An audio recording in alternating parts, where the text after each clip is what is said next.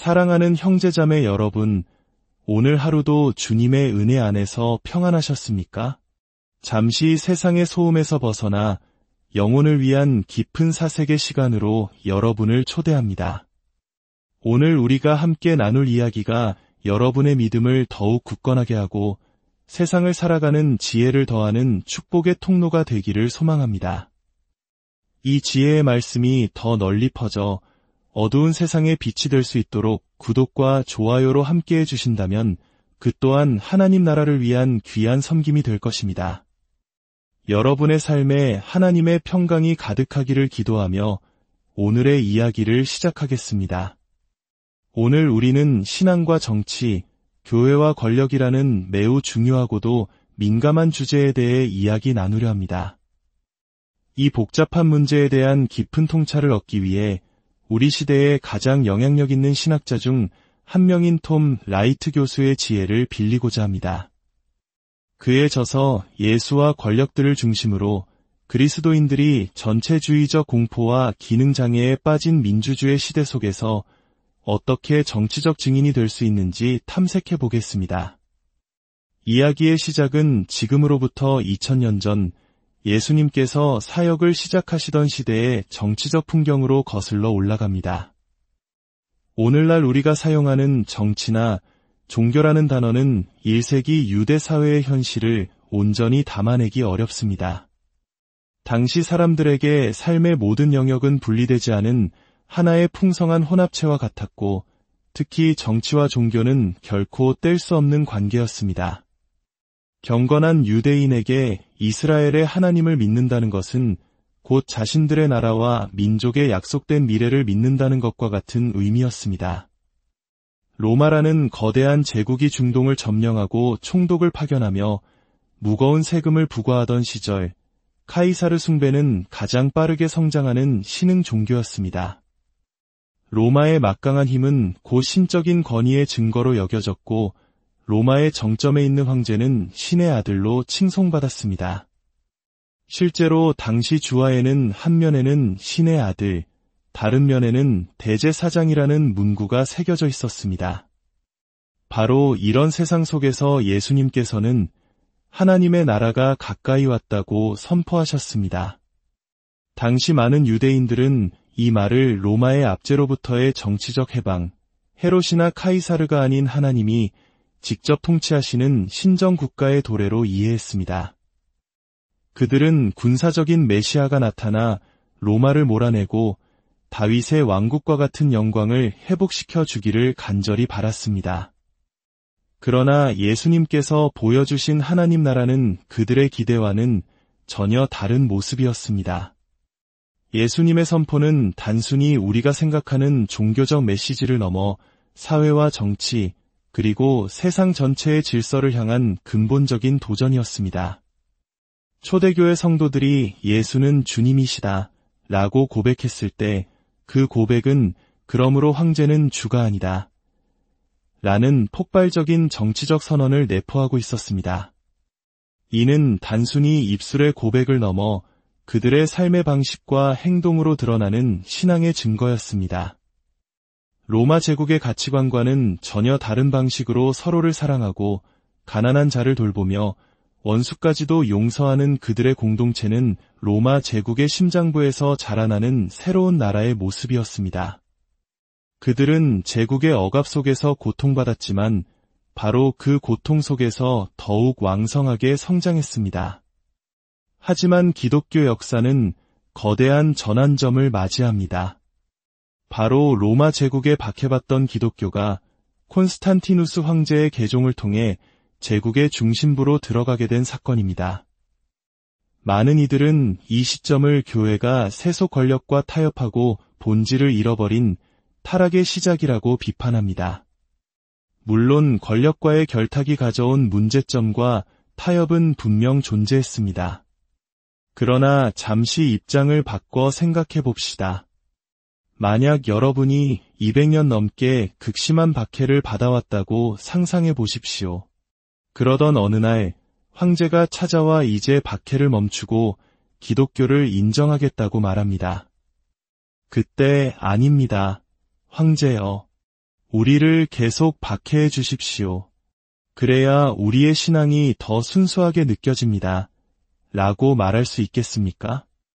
아마 대부분은 모든 복의 근원이신 하나님을 찬양합니다.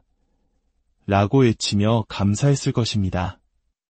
이러한 변화의 조짐은 이미 신약 성경 안에서도 발견됩니다.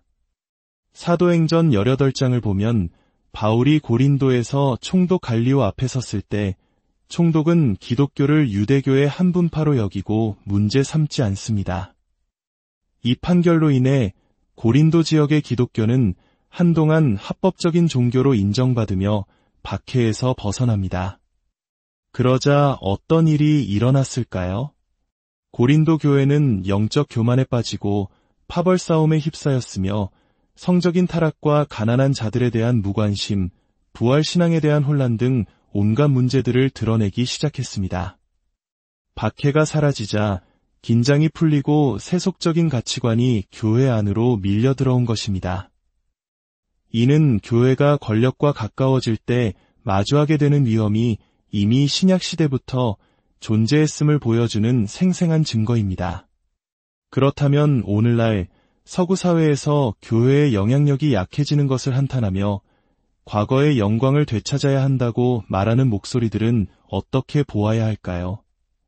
우리가 권력의 중심에 서는 것이 과연 하나님의 뜻일까요?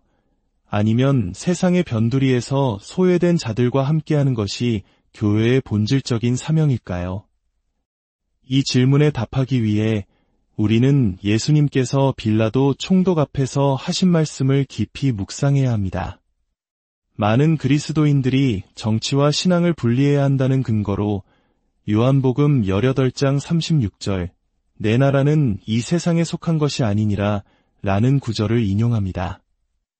이 구절 때문에 예수님의 나라는 영적이고 내세적인 것이며 이 땅의 현실과는 무관하다고 오해해왔습니다. 하지만 톰 라이트 교수는 이 번역에 중요한 문제가 있다고 지적합니다. 헬라어 원문을 더 정확하게 번역하면 나의 나라는 이 세상으로부터 온 것이 아니다 가 됩니다. 즉 예수님의 나라는 이 세상의 방식, 즉 힘과 폭력으로 세워지는 나라가 아니라는 의미입니다. 그 나라의 기원과 동력은 하늘에 있지만 그 나라는 바로 이 세상을 위해 이 세상 안에서 이루어집니다. 예수님께서는 이어 말씀하십니다. 만일 내 나라가 이 세상에 속한 것이었더라면 내 종들이 싸워 이것이 바로 핵심입니다. 세상의 나라들은 힘으로 다투지만 예수님의 나라는 섬김과 자기 희생을 통해 이루어집니다. 가장 위대한 자가 되려는 사람은 모든 사람의 종이 되어야 한다는 역설적인 원리가 바로 하나님 나라의 통치 방식입니다. 따라서 교회의 사명은 세상을 등지고 우리만의 영적인 왕국을 건설하는 것이 아닙니다. 오히려 세상의 한복판에서 하나님의 새로운 창조 세계가 어떤 모습인지를 미리 보여주는 작은 모델하우스가 되는 것입니다. 사도행전의 초대교회가 보여주었던 것처럼 서로의 것을 나누고 약한 자를 돌보며 세상의 권력이 아닌 예수 그리스도의 통치를 따라 살아가는 공동체의 모습을 통해 세상은 전혀 다른 삶의 방식이 가능하다는 것을 보게 될 것입니다. 이는 현대 민주주의 사회를 살아가는 우리에게도 동일하게 적용됩니다. 민주주의는 최선은 아닐지라도 인류가 찾아낸 차악의 정치 체제일 수 있습니다. 그러나 교회는 단순히 5년에 한 번 투표하는 것으로 책임을 다했다고 생각해서는 안 됩니다. 교회는 끊임없이 권력 앞에 서서 진실을 말해야 할 예언자적 사명이 있습니다. 권력이 가난한 자와 이방인, 과부와 고아를 어떻게 대하는지, 정의와 공의를 바로 세우고 있는지 하나님의 말씀이라는 거울을 비추어 보여주어야 합니다. 물론 이것은 매우 위험하고 어려운 일입니다. 설교단에서 이민자 정책이나 사회적 약자에 대한 문제를 이야기하면 어떤 이들은 왜 교회에서 정치 이야기를 하느냐고 불편해할 것입니다. 그러나 마태복음 2장에서 아기 예수가 헤로데 박해를 피해 이집트로 피난 가야 했던 난민이었음을 기억한다면 우리는 결코 이 문제를 외면할 수 없습니다. 최근 전 세계적으로 벌어지고 있는 여러 시위와 갈등의 현장을 보며 우리는 더욱 깊은 고민에 빠집니다. 로마서 13장은 모든 권세에 복종하라고 가르치는데 그렇다면 그리스도인은 언제 어떤 상황에서 불의한 권력에 저항해야 할까요? 이 질문은 우리를 독일 나치 정권하에서 히틀러 암살 계획에 가담했던 보네퍼 목사의 고뇌로 이끌어갑니다. 로마서 13장의 가르침은 무정부 상태의 혼란을 막고 질서를 유지하시려는 하나님의 창조 섭리에 대한 말씀이지 폭군적인 권력에 대한 맹목적인 순종을 요구하는 것이 아닙니다. 초대교회의 순교자 폴리캅의 이야기처럼 우리는 권위자들을 존중하되 그들이 예수님을 부인하라고 요구할 때 절대 그럴 수 없다고 말할 수 있는 분명한 레드라인을 가지고 있어야 합니다. 오늘날 많은 교회들이 특히 일부 서구 국가들에서 특정 정치 이념이나 정당과 깊이 결탁하여 복음의 본질을 왜곡하는 위험에 빠져 있습니다. 기독교 민족주의와 같이 기독교 신앙을 특정 국가나 민족의 정체성과 동일시하려는 시도는 모든 민족과 족속과 방언에서 나온 이들을 하나의 가족으로 부르시는 복음의 보편성을 정면으로 거스르는 것입니다. 복음은 본질적으로 최초의 다문화 운동이었습니다. 그렇다면 교회가 나아가야 할 길은 무엇일까요? 톰 라이트 교수는 자신감 있는 다원주의를 제안합니다. 이것은 모든 것이 옳다고 말하는 값싼 상대주의가 아닙니다. 오히려 예수 그리스도가 주님이시며 그분의 방식만이 세상을 구원할 유일한 길이라는 확신을 갖되 그 진리를 칼과 힘으로 강요하지 않는 태도입니다. 우리는 온유함과 겸손, 정의에 대한 굶주림, 그리고 마음의 청결함이라는 산상수훈의 방식으로 세상을 변화시킬 수 있음을 믿기에 다른 신념을 가진 사람들과도 평화롭게 공존하며 대화할 수 있는 자신감을 갖는 것입니다. 우리는 교회가 모든 것을 통제하는 신정국가를 꿈꾸지 않습니다. 그것은 예수님의 방식이 아니기 때문입니다. 대신 우리는 교회가 그 자체로 하나님 나라의 대안적인 사회가 되어 세상이 나아가야 할 길을 보여주는 등대가 되기를 꿈꿉니다. 사랑하는 성도 여러분, 이 세상은 여전히 혼란스럽고 신앙인으로서 어떻게 살아가야 할지 막막하게 느껴질 때가 많습니다. 그러나 기억하십시오. 우리의 왕이신 예수님께서는 이미 십자가와 부활을 통해 세상의 모든 권세를 이기셨습니다. 우리는 그 승리에 참여하도록 부름받은 백성입니다. 두려워하지 말고 여러분이 서 있는 삶의 자리에서 작은 예수로 살아가십시오. 권력 앞에 진실을 말하는 용기를 갖고 소외된 이들의 손을 잡아주는 따뜻함을 잃지 마십시오. 우리의 삶이, 우리의 교회가 바로 이 땅에 임하는 하나님 나라에 살아있는 증거가 될 것입니다.